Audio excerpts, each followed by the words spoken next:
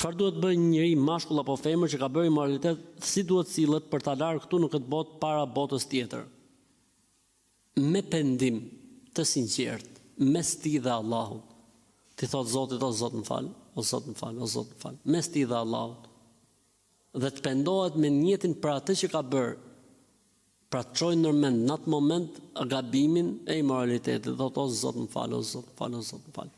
Me njetin që s'do të kthehet më, me njetin që s'do ta përsërisi më, me njetin e keqardhjes, pra është duke në ato momente duke ndjerë keqardhje për atë që ka bërë.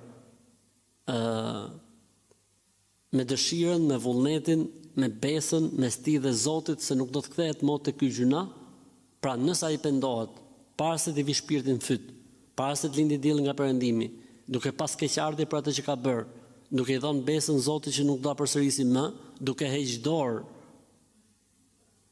Ky pendim i tij quhet i saktë. Ky pendim i tij quhet i saktë, qoftë për imoralitet apo për çdo gjë tjetër. Po nëse më vonë bie, themi pendohu.